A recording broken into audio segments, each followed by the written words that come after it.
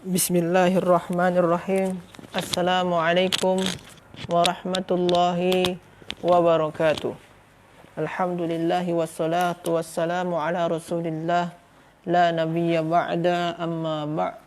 Rabbi shrah li sadri wa yassir li amri wahlul 'uqdatam min lisani yafqahu qawli. Alhamdulillah, kembali lagi bersama kita pada petang hari ini. Kita insya-Allah akan bersama-sama mempelajari bahasa Arab, dan hari ini kita fokus nak sambung yang semalam. Semalam kita dah bincang-bincang pasal jawapan daripada yang ada di buku Lentera Santri ni, level 1 dia. Jadi dalam buku kitab ni semua dah ada ringkasan daripada level 1 yang kitab yang tebal yang sebesar ni. Ni ringkasan dia. InsyaAllah dengan ada kitab ni akan memudahkan kita nak faham bahasa Arab. Semalam kita dah bahas sikit daripada level 1. InsyaAllah kita nak sambung lagi. Okay. Kita nak sambung tu pada muka surat 47. Jadi kalau tuan-tuan dan puan-puan ada kitab ni, buka muka surat 47. Kita sambung daripada nombor 18. InsyaAllah. Nah, nombor 14. Haji nak baca soalan ni? Baik, seperti dijelaskan, matlamat tujuan kita belajar ini kita nak faham. Jadi kita dah baca, Ustaz Agong dah baca daripada buku Table Al-Fatih. Tunjuk Ustaz, buku Table Al-Fatih, tunjuk depan. Ini buku Table Al-Fatih, dia telah menguraikan dalam. Tapi kita buat revision, kita ulang kaji. Bila kita ulang kaji ni, kita ambil benda-benda poin dia saja. Poin-poin dia yang ringkas, kita faham dan kita hafal. Sangat mudah. Kita faham dan kita hafal. Baik, kita mula Ustaz. Kita mula. Apa itu isim mufrad? Isim mufrad. Apa dia isim mufrad? Isim mufrad, jawapan dia yang dibaginya, isim yang menunjukkan makna tunggal. Menunjukkan satu. Ini kena hafal, kita faham betul. Apa dia isim mufrad?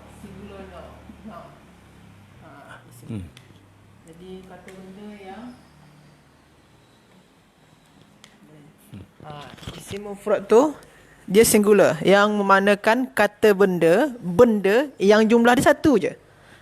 Jadi kalau kita cakap ni kitab ni ada berapa? Satu.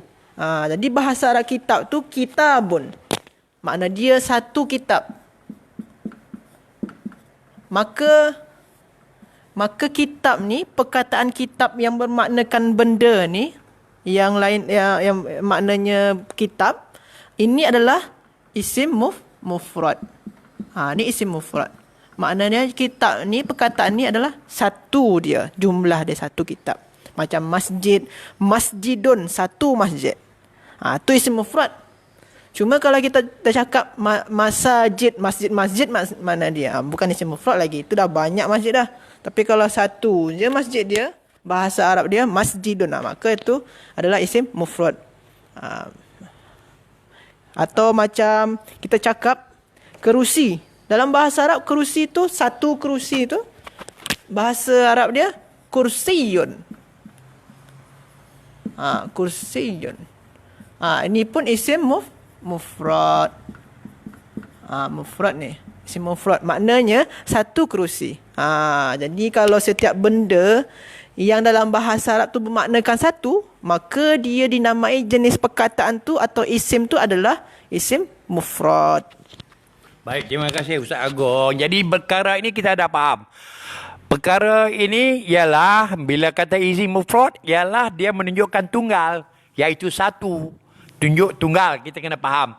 Jadi bila sebut saja isim mufrad, kita kena hafal. It's a singular noun. It is a singular noun. Hafal isim mufrad. Baik, kita pergi yang kedua. Isim tasniyah. Apa itu isim tasniyah, Ustaz?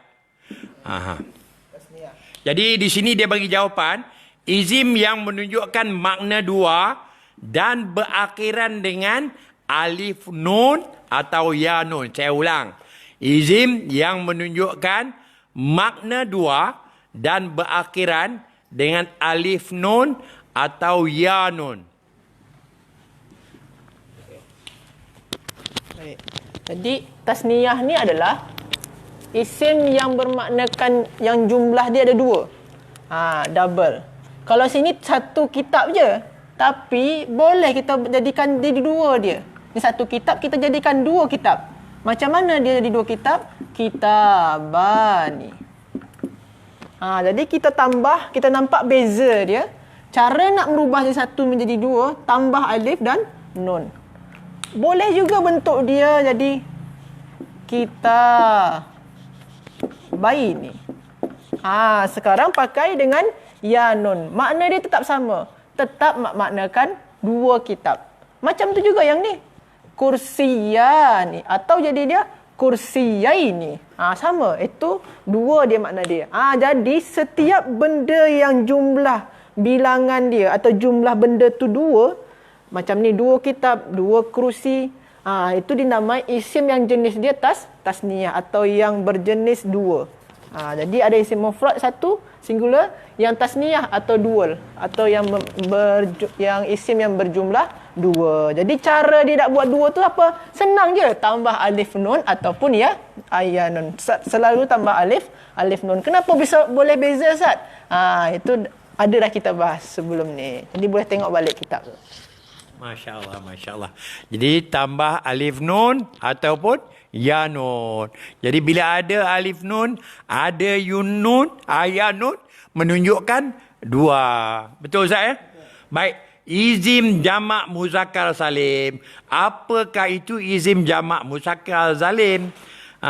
Baik. Jawapan yang dibagi, isim yang menunjukkan lelaki banyak. Izim yang menunjukkan lelaki banyak yang akhirnya berakhiran dengan waw nun atau ya nun. Jadi izim jamak muzakkar salim, izim yang menunjukkan lelaki banyak yang akhirnya berakhiran dengan waw nun atau ya nun. Sila Ustaz. Okay. Baik. Jamak muzakkar salim. Ini adalah jenis perkataan yang bermaknakan jamak atau plural. Muzakkar yang untuk yang lelaki, salim selamat. Macam mana selamat maksud dia? Kita tengok sini. Ini adalah bentuk mufrad dia, bentuk singular dia. Satu orang mukmin. Apabila nak kita jadikan dia jamak, maknanya kita nak buat jadi orang-orang mukmin. Sekarang satu orang beriman, kita buat jadi orang-orang beriman yang ramai, yang lelaki beriman ramai.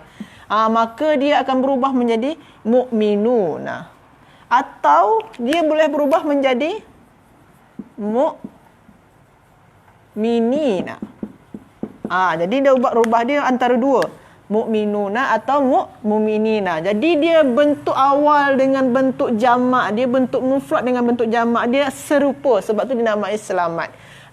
Sekarang cara nak ubah dia senang.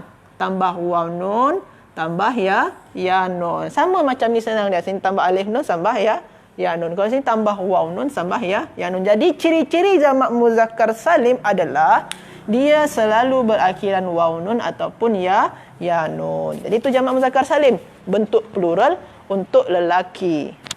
Okay. Baik. Itu izim jamak muzakkar salim. Sekarang Ustaz, izim jamak muannas salim. Apakah itu izim jamak muannas salim? Jawapan yang dibagi, izim yang menunjukkan makna perempuan banyak. Yang tadi, izim jamak muzakkar salim, dia menunjuk lelaki banyak. Bila sebut muannas salim, jawapan dia, izim yang menunjukkan makna perempuan banyak yang berakhiran alif ta. Sila Ustaz bagi contoh, bagi uraiannya. Sekarang kita tengok fokus kepada jamak muannas salim. Dia masih bentuk jamak plural untuk perempuan. Untuk yang perempuan. Kalau sini tadi lelaki yang beriman, lelaki beriman. Kalau sekarang ni perempuan beriman. Jadi perempuan mukminah, perempuan yang beriman.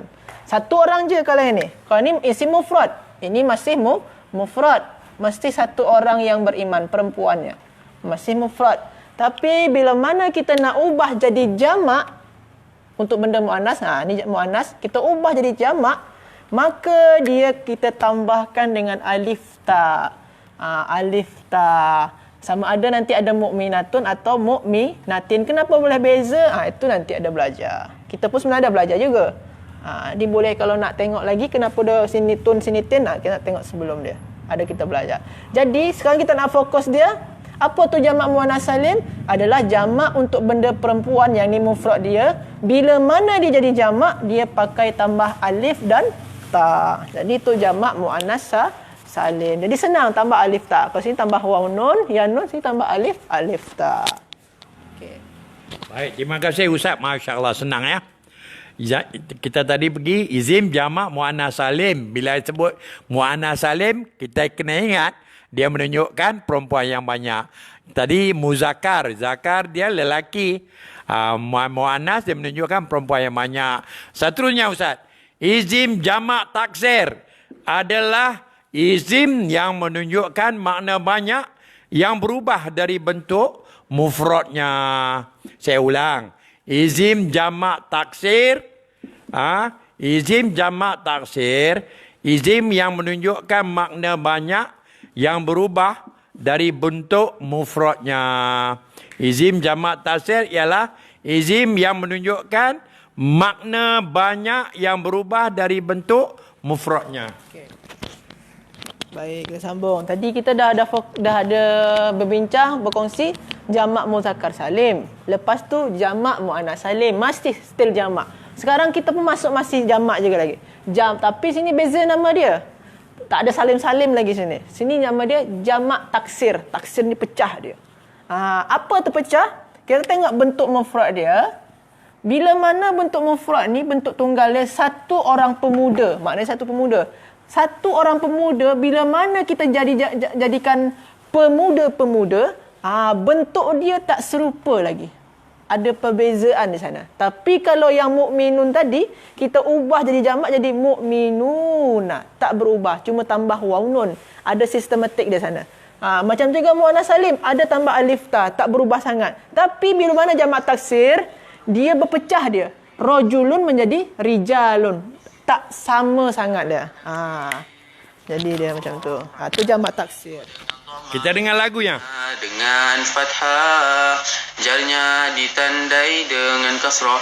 Contohnya talibun, taliban dan talibin. Muannas salim rafa'nya dengan dhamma, nasab dan jarnya itu dengan kasrah. Contohnya talibatin dan juga talibatun. Itulah contohnya jamak muannas salim. Muzakkar salim rafa'nya dengan waw, nasab dan jarnya itu dengan ya'i. Contohnya talibuna dan juga talibina. Itulah contohnya jamak muzakkar salim. Isim tasniyah rafa'nya dengan alif, nasab dan jarnya itu dengan ya'i. Contohnya talibani dan juga talibaini. Itulah contohnya i'rab isim tasniyah. Asma'ul khamsah. Okey, kita sambung. Okey, kita sambung lagi yang nombor 23. Baik, yang tadi isim jamak taksir kita ulang. Kita faham dah tadi, kita kena hafal. Isim jamak taksir menunjukkan makna banyak yang berubah dari bentuk mufradnya. Sekarang isim maksur.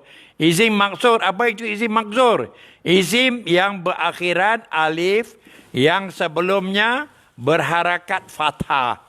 Isim yang maksur, isim yang berakhiran alif yang sebelumnya berharakat fathah.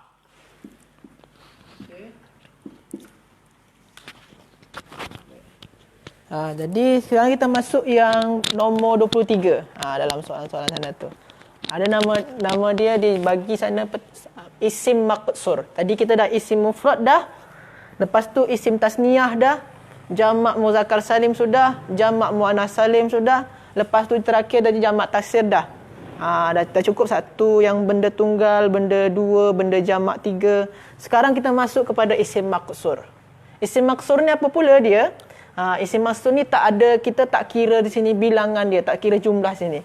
Kita cuma menengok ujung dari perkataan tu. Sekarang di ujung dia ada huruf ilat. Nama dia dalam bahasa Arab ni huruf ilat. Apa tu huruf ilat? Ada alif, ada waw, ada ya. Ini dinamai alif maksurah nama dia. Ini alif juga. Sebelum huruf yang terakhir ni, yang macam ni, ada harokat dia adalah fathah atau baris atas. Jadi kalaulah perkataan tu diakhiri oleh huruf ilat dan sebelum dia tu ada harokat fathah atau baris atas, maka dinamai isim maksur. Al-Fatah ni apa makna dia? Pemuda. Al-Asa, tongkat. Tongkat bahasa Melayu? Tongkat je? Tongkat atau tongkat.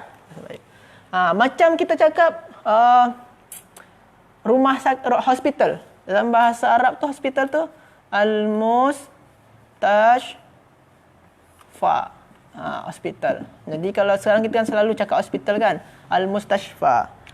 Ujung dia ada huruf ilat. Sebelum dia ada berharokat fathah atau baris atas. Jadi ini jenis perkataan yang tiga ni dinamai dalam bahasa isim maksur. Tu dia. Jadi kalau terjumpa yang macam ni dalam Al-Quran, hudan. Hudan tu juga. Hudan. Hudan. Ujung dia ada huruf ilat yang alif wawiyah ni. Sebelum dia berharokat atas baris fathah, maka dia dinamai isim maksur. Okey. Isim maksur. Jadi saya ulang balik. Isim maksur adalah isim yang berakhiran dengan alif yang sebelumnya berharakat fathah. Ya. Ini isim maksur kita dah baca belum tak? Dah masuk baca dah? Masuk mangkus. Sekarang kita masuk mangkus. Jadi ingat kita faham isim maksur iaitu isim yang berakhiran alif yang sebelumnya berharakat fathah. Ini kena hafal. Tuan-tuan, jadi kita tenaga pengajar kita ada dua orang yang arif betul-betul bahasa Arab, iaitu Ustaz Farid dan Ustaz Agong. Kita ada lagi tenaga iaitu Ustaz Kamal. Sesiapa saja yang hendak tuition untuk ni kita buat video punya call, boleh cakap dengan Ustaz Kamal. Boleh nanti kita bagi nombor, boleh telefon Ustaz Kamal, dia adalah tutor. Dia boleh bagi faham. Ustaz Agong dengan Ustaz Farid ni mereka ada yang pergi ke level tinggi, lepas semua lagi ada pelajar-pelajar yang tertentu. Tetapi untuk nak belajar yang asas ini boleh call. Kita akan bagi nombor telefon Ustaz Kamal. Boleh juga Ustaz Agong pun boleh juga. Ustaz Agong dia level-level yang tinggi, semuanya Ustaz Agong dengan Ustaz Farid. Jadi kita nak memudahkan semua kita belajar ya. Baik Ustaz, kita sambung kepada izim mangkus. Izim mangkus adalah contohnya izim yang akhirnya berupa ya dan sebelumnya berharakat kasrah. Izim yang mangkus adalah izim yang akhirnya berupa ya dan sebelumnya berharakat kasrah. Contoh, sila bagi Ustaz uraikan. Izim mangkus. Okey. Dia adalah isim yang berakhiran ya. Dan sebelum dia, kalau tadi ni berakhiran alif. Alif bahasa Arab tu ada bentuk ya, dia ada bentuk alif macam ni. Beza dia, yang alif kalau bentuk dia ya ni tadi kan, tapi disebut alif sebabkan tak ada titik sini. Sebab tu dinamai alif. Sekarang yang isim mangkus ni dia berakhiran ya. Ini ya tu. Ya tu ada titik dia. Ada titik bahasa Melayu ya. Titik. Ada titik dia. Ini berakhiran ya, kata dia pertama, syarat dia. Lepas tu isim mangkus dia sebelum ya dia tu berharokat kasrah atau baris bawah. Jadi ini dua. Satu kita tengok dari ujung dia ada ya, kedua kita tengok sebelum dia berharokat kasrah. Kalau dah dua ni kita nampak, maka perkataan tu dinamai isim mangkus. Ini apa makna dia? Makna dia adalah hakim atau juru hakim aja. Juru hakim yang di pengadilan. Ini dinamai isim mangkus. Atau boleh juga contoh dia lain, al-jari. Al-jari ni atau yang mengalir, sesuatu yang mengalir. atau sesuatu yang berlari atau orang yang pelari boleh. Ujung dia ada di akhiran perkataan ni ada ya. Sebelum ya ni berharokat atau berbaris bawah. Ini pun dinamai isim mangkus. Jadi beza dia dengan maksud adalah kalau mangkus berakhiran ya, yang maksud berakhiran alif. Sebelum alif ada fathah. Sebelum ya di sini ada kasrah. Jadi itu beza dia. Kadang orang susah nak bezakan mangkus dengan maksur. Okey. Baik, seterusnya Ustaz. Izim ghair munsharif. Apa itu ghair munsharif? Izim yang tidak menerima tanwin. Ustaz tolong hurai. Izim ghair munsharif. Apakah izim ghair munsharif? Izim yang tidak menerima tanwin. Kita tengok, kita renung, kita belajar dan kita faham. Bila kita dah faham, wajib kita hafal. Baik. Sekarang kita tengok di sini contoh dalam tu.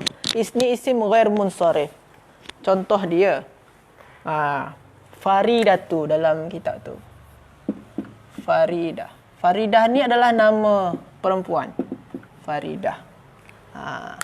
Isim ghair munsharif di awal-awal di kitab buku Nahwu Al-Fatih ni kita belajar isim tu dia boleh pakai tanwin di ujung. Kalaulah dia tak pakai alif lam, dia mesti pakai tanwin. Kita belajar di awal. Sekarang dia tak pakai tanwin, tak pakai alif lam tak ada, tanwin pun tak ada. Tapi dia tetap dinama isim. Sebabkan dia isim munsharif. Isim munsharif ni dia tak boleh pakai tanwin. Jadi isim munsharif tu ciri khas dia tak akan pernah pakai tanwin. Macam dalam surat, nama surat dalam Al-Quran Yusuf. Nama saya pun Yusuf. Yusuf ni tak boleh dia pakai tanwin, tak boleh kita letak sini Yusufun, tak boleh. Tapi kalau isim yang lain, beza dia dengan isim lain, contoh kitabun, mesti kita bagi tanwin. Tapi kalau isim munsharif, dia tak boleh pakai tanwin. Jadi itu ciri khas dia daripada isim-isim yang lain. Dia tak boleh pakai tanwin. Li'adaman. Tak ada li'adaman tapi li'adama. Macam mana nak tahu tak boleh pakai? Apa saja isim-isim munsharif tu, ada nanti di level 4. Isim munsharif salah satu dia, ciri-ciri dia, nama perempuan yang lebih daripada 3 huruf. Ni lebih kan? 1, 2, 3, 4, 5. Nama perempuan lebih daripada 3 huruf. Ni 5 huruf dah. Ya, nanti ada nanya. Contoh Aisyah. Aisyah tu berapa huruf tu? 4 dia. Berarti isim munsharif ni. Tak boleh tanwin. Jadi jangan sampai tersilap baca Aisyah tu tak boleh. Aisyah tu memanglah tak akan merubah makna, memang dia tak begitu fatal. Orang tu tak akan faham, cuma sesuai kaedah dia salah. Okey dah. Okey, terima kasih Ustaz. Sekarang kita sambung. Asmaul Khamsah. Apakah itu Asmaul Khamsah? Asmaul Khamsah adalah contohnya. Dia ada 5 izim. Iaitu abun, akun, hamun, hu dengan zu. Yang rofaknya menggunakan waw. Nazabnya alif. Dan jarnya ialah ya. Tolong Ustaz, huraikan Ustaz. Asmaul Khamsah. Asmaul Khamsah adalah 5 nama yang beza pada yang lain. Jadi ada 5 nama, 5 jumlah, ada 5 perkataan benda yang 5 perkataan ni beza pada perkataan-perkataan yang lain. Dia ada abun bermaknakan ayah, akhun bermaknakan saudara, hamun bermaknakan mertua atau ipar. Lepas tu zu ada bermaknakan yang mempunyai, ada fu bermaknakan mulut. Jadi 5 perkataan ni beza pada yang perkataan lain. Apa beza dia? Dia beza pada i'rab dia, macam kita belajar semalam. Contoh abun. Abu Ahmad, ayahnya Ahmad. Ada juga dia nanti jadi inna, sesungguhnya ayah Ahmad, Aba Ahmad. Nanti ada contoh dia Li Ahmad. Di sini kita tengok, ini semua ni asmaul khamsah ni, Abu ni. Dia berubah bila mana ada amil nasab sebelum dia, macam yang kita belajar semalam. Ada amil nasab, inna, anna, semua tu. Nanti amil nasab ni lebih fokus dia nanti level 2. Sini ada huruf jar, selepas dia menjadi abi. Makna semua ni ayah.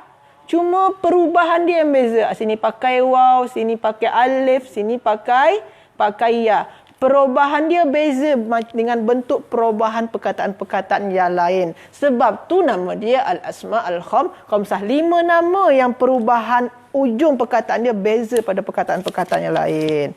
Itu dia. Okey Ustaz, kita main lagi sekali Ustaz lagunya. Muka surat 175 nombor yang ketiga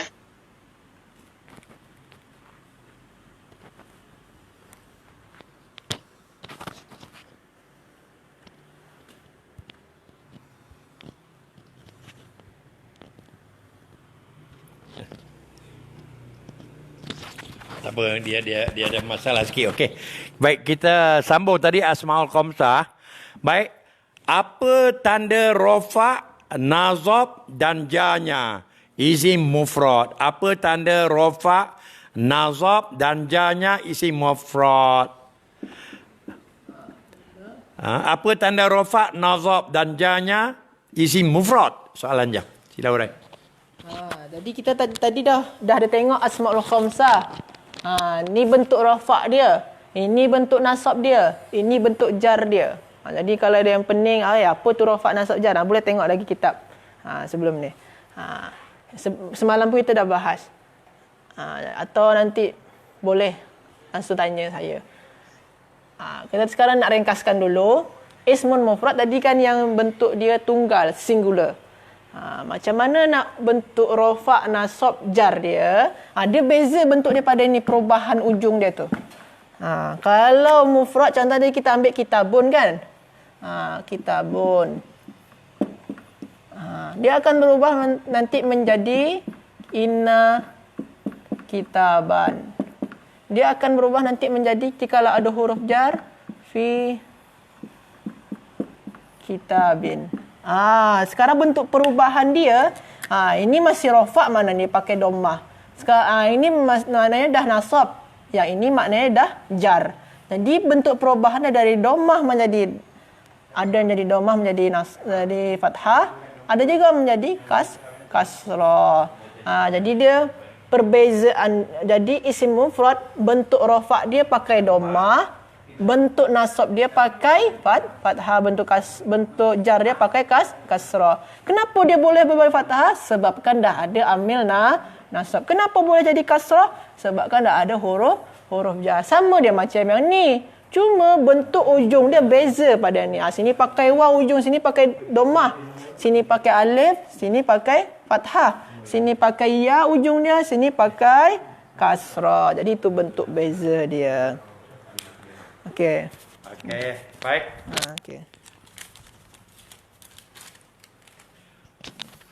Ada 2 pengumuman. Satu, kita nak main lagu balik tadi. Yang keduanya, siapa yang nak ambil tutorial boleh buat melalui WhatsApp punya video call. Jadi nombor Ustaz Kamal dengan juga kita boleh kontak hubungi kita dengan Ustaz Agong ataupun Ustaz Farid. Ustaz Kamal dia tutor kita di sini. Baik, nombor dia 016 980 4576. Yang ini Ustaz Kamal Ustaz Agong dengan Ustaz Farid. Kemudian ini tutor kita, in-house tutor. Dia boleh uraikan. Dia 20 tahun 20 tahun mengajar hafazat, masya-Allah. Contoh-contoh banyak dia boleh bagi. 20 tahun dah mengajar hafazat. Di mana? Di markas Yala, insya-Allah. Jadi banyak membantu kita nanti, insya-Allah. Baik, sekarang Ustaz pegang aja Ustaz. Okey. Okey, sekarang kita nak main lagu. Kita nak main lagu yang kita belajar. Okey Ustaz, mari. Yang kita belajar tadi Daripada mufrad sampai penghujung tadi. Itu dengan dhammah, nasabnya dengan fathah, jarnya ditandai dengan kasrah. Contohnya talibun, taliban dan talibin. Mu'annas salim rafa'nya dengan dhammah, nasab dan jarnya itu dengan kasrah. Contohnya talibatin dan juga talibatun. Itulah contohnya jamak mu'annas salim. Muzakkar salim rafa'nya dengan waw, nasab dan jarnya itu dengan ya'i. Contohnya talibuna dan juga talibina. Itulah contohnya jamak muzakkar salim. Isim tasniyah rafa'nya dengan alif, nasab dan jarnya itu dengan ya'i. Contohnya talibani dan juga talibaini. Itulah contohnya i'rab isim tasniyah. Asma'ul khamsah, tanda rafa'nya itu dengan waw, nasabnya dengan alif, jarnya ditandai dengan ya'i. Contohnya abuka, abaka dan abika. Ghairu munsharif rafa'nya dengan dhamma, nasab dan jarnya itu dengan fathah. Contohnya Fatimatu dan juga Ahmada. Itulah contohnya isim ghairu munsharif. I'rab isim maksur itu muqaddara, baik rafa' nasab dan juga jarnya. Contohnya asa dan juga fata. Itulah contohnya i'rab isim maksur. I'rab isim mankus juga muqaddara, kecuali nasab dengan fathah zahirah. Contohnya qadin dan juga qadian. Itulah contohnya i'rab isim mankus. Itulah contohnya tanda i'rab isim. Terima kasih Ananda Syahir. Ananda Syahir ni umur baru 14 tahun. Masya Allah. Sudah master tasrif dia duk mengajar di sini. Mengajar tasrif dan juga nahud, pembantu guru kita di sini. Mereka ini adalah pakar-pakar lagu. Ada lagi 2 orang tu, Hafiz. Daripada grup pertama kita dah melahirkan pembantu guru. Hafiz, Farhan. Semuanya pembantu guru, pakar-pakar mengenai tasrif, iaitu lagu-lagu. InsyaAllah Ustaz ya. Mereka boleh membantu. Baik, ada lagi satu lagu. Nanti kita sambung dulu pelajaran ya. Apa tanda rafa', nasab dan jarnya isim mufrad sudah tadi ya. Baik, apa tanda rafa', nasab dan jarnya tasniah? Saya ulang. Apa tanda rafa', nasab dan jarnya tasniah?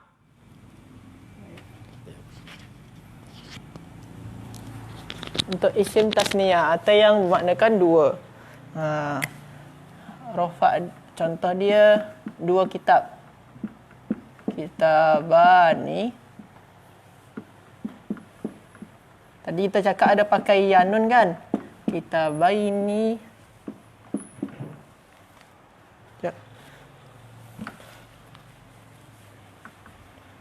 Kitabani.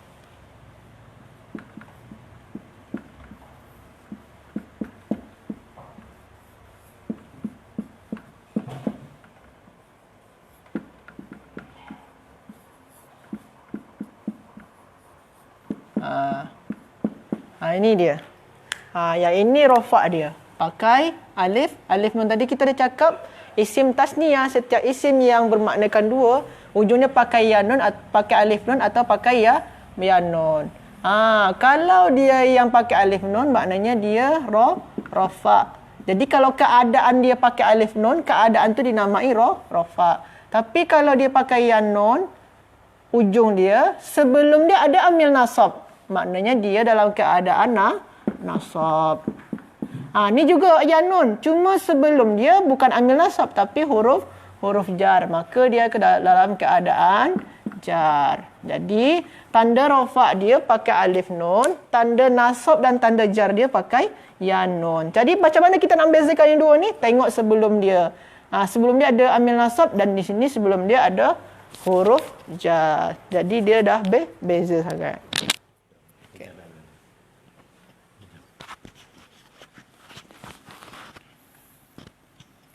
Baik, seterusnya nombor 29. Apa tanda rofa, nazab dan jarnya jamak muzakkar salim? Tadi kita dah pergi jarnya tasniah. Sekarang soalan dia, apa tanda rofa, nazab dan jarnya jamak muzakkar salim? Rofa apa sebab mereka dah faham Ustaz kan? Rofa, nazab, jar kita kena faham. Jadi di sini dia bagi kalau jar tu ya, nazab pun ya, rofa dia bagi waw. Okey, selalu Ustaz uraikan. Okey. Sekarang untuk yang rofa, tanda nasab, tanda jar, tanda untuk jamak muzakkar salim. Jamak muzakkar salim tadi kita dah bahas. Ujung dia ada waw nun atau ya nun. Yang di sini pakai inna. Di sini pakai fi. Atau li. Sini pakai li. Kalau dia pakai waw nun, maknanya dia rofa. Tapi kalau dia pakai ya nun, sini ya nun, sebelum ya nun yang nombor 2 ni ada inna. Inna termasuk amil nasab. Berarti dia nasab. Kalau ya nun yang ni sebelum dia ada huruf jar, berarti dia dalam keadaan jar. Maknanya kesimpulan dia, kalau jamak muzakkar salim, rofa dia dengan waw nun, nasab dan jar dia dengan ya nun. Cara membezakan dia macam mana? Tengok sebelum dia ada inna sesungguhnya. Jadi kalau inna ni ambil nasab, berarti maknanya dia nasabnya huruf jar, maknanya dia jar. Jadi itu membezakan dia. Okey. Baik. Nombor 29 tu sudah. Sekarang nombor 30 Ustaz ya. Apa tanda rofa, nazab dan jarnya jamak muannas salim? Saya ulang. Soalan dia, apa tanda rofa, nazab dan jarnya jamak muannas salim? Jadi di sini dia bagi rofaknya domah, nazabnya kasrah, jarnya kasrah. Bagi pelajar-pelajar yang duk belajar bahasa Arab ni, ada setengah tu mungkin dia lemah tulisan Jawi. Kita kena tiap-tiap hari kita kena main tulisan Jawi. Kena latih rajin betul-betul. Kena betul-betul ni jihad. Kita kena lawan diri kita, mesti rajin. Kita belajar betul-betul tulisan Jawi. Kerana semuanya kita nak belajar bahasa Arab ni, wajiblah kita tiap-tiap hari main dengan tulisan Jawi. Kena faham betul. Bila kita dah pakar tulisan Jawi, Masya Allah tidak ada masalah. Sila. Jadi sekarang kita tengok yang sini ada sekarang ni kita fokus kepada jamak muannas salim. Jamak muannas salim bentuk plural untuk yang perempuan. Di sana tanya bentuk rofa, nasab dan jar dia. Kalau jamak muannas salim, rofa dia dengan domah. Jadi ni maknanya dia rofa ni. Kalau terjumpa dia pakai domah muannas salim kan alif ta tanda dia. Jadi kalau dia pakai domah ujung dia, maknanya dia rofa. Tapi yang di sini pakai kasrah yang dua ni. Yang pertama ini adalah nasab. Kenapa kita boleh sebut dia nasab? Sebelum dia ada amil nasab, ada inna. Kalau sini jar ni. Kenapa kita boleh sebut dia jar? Sebabkan sebelum dia ada huruf jar. Jadi maknanya kesimpulan dia adalah jamak muannas salim, rofa dia dengan dhammah, nasab dia dengan kasrah, jar dia pun pula dengan kasrah. Macam mana nak bezakan dua yang serupa ni? Bezakan dia kita tengok di awal dia. Di awal dia ada sini ada amil nasab, sebab itulah kita pilih sini nasab. Sebelum dia ada huruf jar, sebab itulah kita pilih di sini keadaan dia, i'rab dia adalah jar. Samalah macam yang di awal-awal tadi. Terima kasih, masya-Allah, masya-Allah. Baik, nombor 31 daripada buku Lantera Santri di bawah level 1 Nahu. Dalam buku ni dia ada Nahu, kemudian dia ada yang di belakang tu tasrif. Dia mula level 1, level 2, level 3, level 4, level 5, level 6. Dah habis level 6 Nahu tasrif, barulah mereka akan belajar kitab-kitab tanpa baris. Bila dah pakar kitab-kitab tanpa baris, bermakna mereka ini, pelajar-pelajar kita bolehlah ambil ilmu-ilmu untuk pengajian alim. Baik, kita terus pergi. Apa tanda rofa, nazab dan jarnya jamak taksir? Kita ulang. Apa tanda rofa, nazab dan jarnya jamak taksir? Dia buat 3 kotak. Rofa, doma, nazab, fathah, jar, kasrah. Sila Ustaz. Apakah tanda rofa, nazab dan jarnya jamak taksir? Sekarang jamak taksir, jamak untuk yang tak beratur, yang bentuk dia tak sesuai dengan bentuk awal dia. Contoh dia kutub. Kutub ni bentuk jamak. Makna dia apa? Kitab-kitab, buku-buku. Kalau yang di sini, kalau jamak taksir, kalau dia rofa, dia pakai domah. Ini rofa dia. Rofa dia. Jadi kalau jamak taksir, rofa dia dengan domah. Kalau jamak taksir, kalau dah pakai dia ujung dia pakai an, maknanya dia nasab. Jadi kalau dia berharokat fathah sama ada a atau an, maknanya dia nasab. Kenapa dia boleh nasab? Ada inna. Sekarang ujung dia kasrah. Boleh juga kutubin atau al-kutubi. Maknanya di sini dia jar. Jadi kalau dia kasrah ujung dia baris bawah, maknanya dia jar. Kenapa boleh jadi jar? Ada huruf jar sebelumnya. Jadi tanda rofa dia pakai doma, tanda nasab dia pakai fathah, tanda jar dia pakai kasrah. Jadi itu dia. Baik, terima kasih. Masya Allah, Masya Allah. Seterusnya, nombor 32. Apa tanda rofa, nazab dan jarnya asma'ul khamsah? Soalannya, apa tanda rofa, nazab dan jarnya bagi asma'ul khamsah?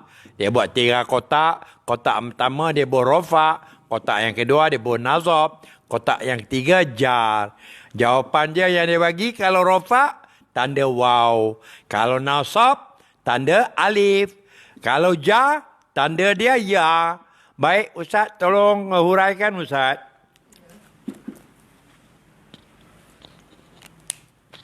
Sekarang kita tengok yang asma'ul khamsah. Tadi sebenarnya kita dah sebutkan juga yang ni sedikit. Kita nak ulang lagi. Jadi kalau asma'ul khamsah, Abu Yusuf, ayah Yusuf. Sekarang kalau dia masih pakai waw, ni asma'ul khamsah abun. Ni asma'ul khamsah ni. Makna ni pun sama, ni ayah makna dia. Cuma dia beza-beza bentuk ujung dia kan. Ada pakai waw, pakai alif ujung sini, sini pakai ya. Kalau dia pakai waw, maknanya dia rofa. Kalau pakai alif, maknanya dia nasab. Yang ni rofa.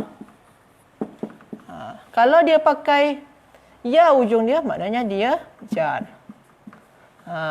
Ini ada amil nasab, ini ada huruf jar.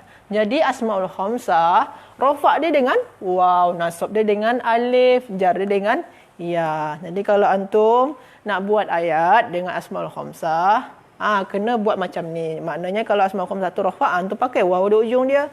Kalau dia nasab pakai alif. Jangan pakai inna abu, tak boleh. Inna aba, macam tu. Atau contoh an abi, tak boleh. An aba, tak boleh. Jadi kena sesuaikan dengan kaedah dia punya. Okay.